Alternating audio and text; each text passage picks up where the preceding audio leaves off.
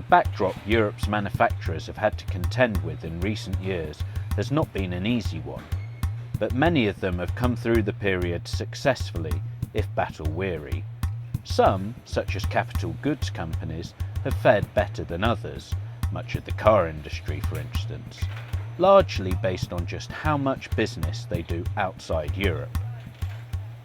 Here in Gothenburg, the story can be summed up as one of two Volvos. First is Volvo Group, the Swedish maker of trucks and construction equipment that was hugely battered by the financial crisis, but has weathered the storm well.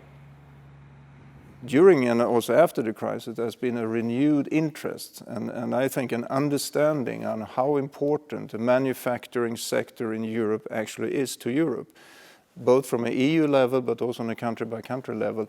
And that drives a lot of good things that over time I think will increase the competitiveness of the European manufacturing footprint.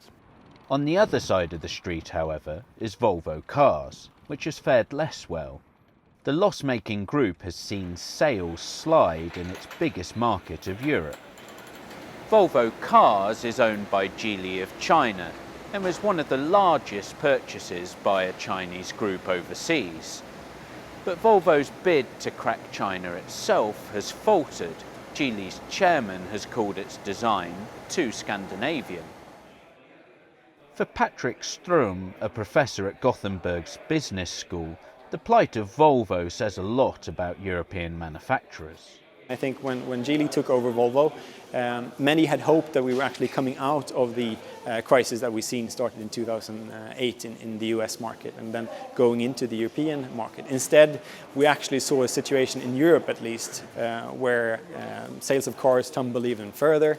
And of course that hit Volvo very hard because part of the major plan was to use profits generated in the US market and the European market to build up their production and marketing facilities in China. And I think that was the issue that they didn't really foresee. For Volvo, the truck maker, the future looks reasonably bright, but Mr. Persson still sees a number of long-term challenges for European industry. If I had to pick a couple, I think the two would be education and the access of and having a system which is both open and transparent, but also motivating for kids to get into and learn about science, mathematics and technology. It's very, very important. And also having an atmosphere and a drive that we have also an open, transparent and motivating innovation culture and innovation systems. These two together are, I think, fundamental to drive and also to gain momentum and competitiveness. Then you need to have other things like transparent taxes, free trade and energy, access to energy and those kind of things. But these two, education and innovation, that's the basis. The European manufacturers who've got through the crisis in the best shape are by and large those that have had the least to do with the continent, those with big sales in emerging markets or even the US.